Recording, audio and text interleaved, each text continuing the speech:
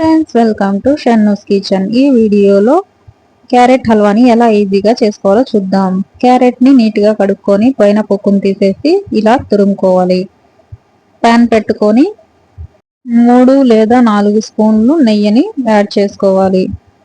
Add చేసుకున్న తర్వాత heat ఎక్కిన తర్వాత జీడిపప్పు వేసుకోవాలి. వేసుకున్న తర్వాత ఒక 2 మినిట్స్ ఫ్రై చేసుకోవాలి. తరువాత వెండు ద్రాక్షను కూడా యాడ్ చేసుకోవాలి. యాడ్ చేసుకున్న తర్వాత ఒక 3-4 మినిట్స్ ఫ్రై చేసుకొని, ఎక్కువ నల్లగా కాకుండా ఫ్రై చేసుకొని ఒక ప్లేట్లోకి తీసుకోవాలి.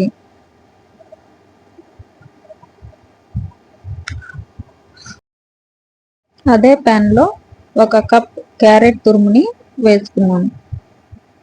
వేసుకున్న తర్వాత పచ్చి వాసన పోయేంత వరకు ఫ్రై చేసుకోవాలి. ఒక 3-4 మినిట్స్ ఫ్రై చేసుకోవాలి. మీడియం ఫ్లేమ్లో పెట్టుకొని ఫ్రై చేసుకోవాలి.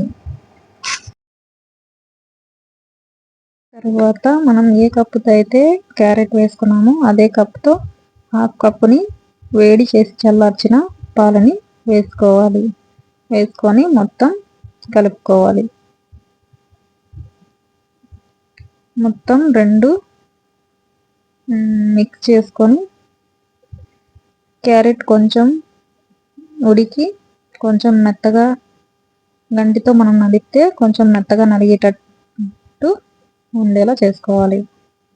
ఫైనల్గా అయితే ఇలా వచ్చేస్తుంది. పాలు క్యారెట్ మెత్తగా అయిపోయి ఇప్పుడు క్యారెట్ని నలిపి చేసిన స్మాష్ అవుతుంది మెత్తగా. ఇలా వచ్చిన తర్వాత మనం ఏ కప్తో అయితే పాలు పోసుకున్నామో అదే కప్తో హాఫ్ కప్పు పంచదారని వేసుకోవాలి. కొంచెం తక్కువ కావాలంటే కొంచెం తగ్గించి వేసుకోవచ్చు. ఇదైతే కరెక్ట్గా కొలత సరిపోతుంది. మొత్తం కలుపుకోవాలి. కలుపుకున్న తర్వాత అది కొంచెం వాటర్ లాగా వస్తాయి. అది చక్కెర కరిగి వాటర్ లాగా వస్తాయి. ఆ వాటర్ మొత్తం దాంట్లోనే ఇంకిపోయేటట్టు అంతసేపు ఉంచుకోవాలి. చూసారా వాటర్ లాగా ఎలా వచ్చాయో? వాటర్ లాగా వచ్చి అది అందులోనే ఇంకిపోయేటట్టు ఉండాలి. అప్పుడప్పుడు అడుగంటకుండా కలిపెట్టుకుంటూ ఉండాలి.